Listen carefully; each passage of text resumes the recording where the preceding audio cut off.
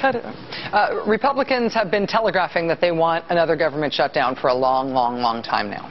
I think the first time that they got really close to shutting the government down after they won the House in 2010, I think the first time they were very excited about it. I think they saw it as a big positive. Then the second time they almost shut down the government was over the debt ceiling thing. And when that led to the nation's credit rating getting downgraded, I think they were maybe a little shook up by that. Now we are facing the third possible government shutdown since the Republicans took over. The third possible government shutdown in 9 months. But this one, it seems like they actually don't want. At least some of them don't want it. At least the Republican leadership does not seem to want it. The current government shutdown fight is over a continuing resolution, which is just a funding bill to keep the lights on, to keep the government running. Republican House Speaker John Boehner brought the continuing resolution up for a vote last week in the Republican-controlled House, where the Democratic minority essentially has no rights at all. John Boehner brings this up in his House, and he loses. His own party voted against his bill to keep the government running.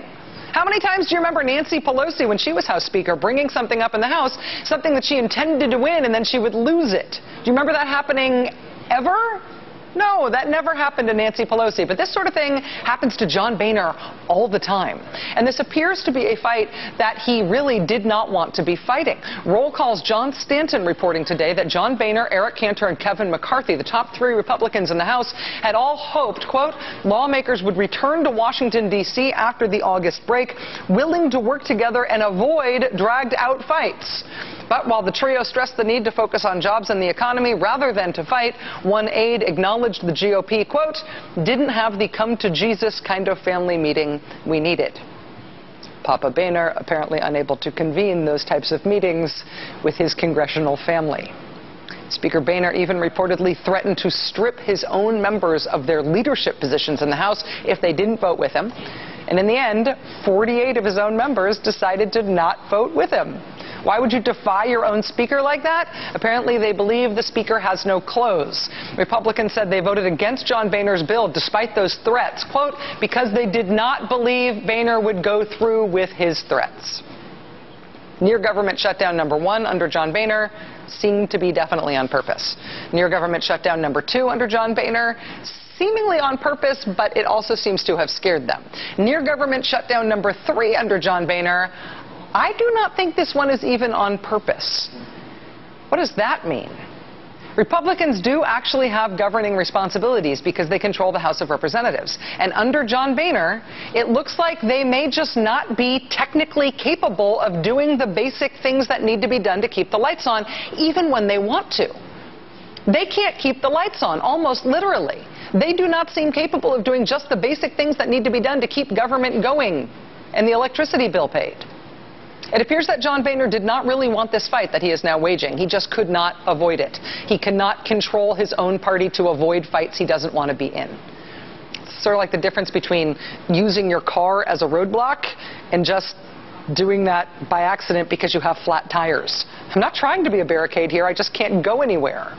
Joining us now is John Stanton, reporter for the newspaper Roll Call. John, I have been looking forward to talking to you about this all day. How are you?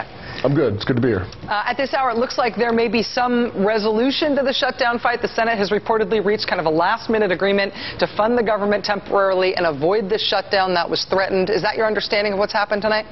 Yeah, that's right. The Senate voted, I believe 79 senators voted for it, so about 24, 25 Republicans voted for essentially a clean CR because it looks like now FEMA has used some accounting tricks to make sure it has money through the end of the week. So this continuing resolution will get them through technically through November, and then there was a short-term one that they also passed through October 4th in case the House needs to come back and actually vote on the short-term CR. In terms of John Boehner and what we can predict out of the House and what this whole process recently says about how John Boehner is doing as Speaker, you have been reporting on how Speaker Boehner has been privately counseling Republican members about how they're being perceived by the public. What is he saying to them? Right. Well, after the debt limit vote, they felt like, the polling showed, the public polling showed that they were doing very poorly with voters, that even though they won that debate, and they really did, they got pretty much everything they asked for when they went into the negotiations with the Obama administration, the public still viewed them as less able to govern than even Obama, and his numbers are not doing very well. Their own internal polling apparently also shows it being at least that bad, if not worse, than what we've seen in public. And there was this hope amongst leaders that their rank and file would go home, they'd feel this anger from the public, they'd feel the pressure from the public to try to actually legislate and govern, and come home and not have this fight over the CR. They have a big omnibus bill fight that's going to happen in November. The debt committee fight is coming up. They want to try to focus on jobs and not just constantly on spending. And his hope, and what he explicitly told them in meetings, was, look, let's not have these fights anymore. It doesn't do us any good. And the message that came back to him sort of was, well, we don't really care. We want to fight.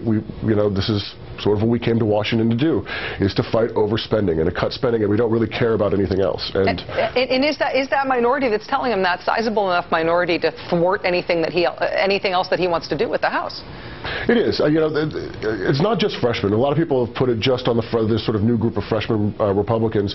A lot of them are the freshmen, but there are also some older rank-and-file members like Jeff Flake and others who have been around a long time who are using this as a moment to try to force the GOP and Congress into a much more conservative position on spending.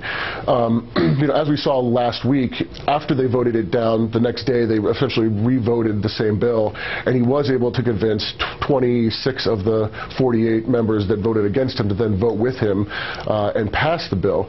So there are some indications that some of his members are beginning to sort of get the point, but it seems clear, at least right now, that this is sort of going to be the pattern we're going to see for the foreseeable future with the Republican-controlled House. John Stanton, reporter for the newspaper Roll Call. John, thanks very much for your time and your reporting on this night. Really appreciate it. Anytime. Think about those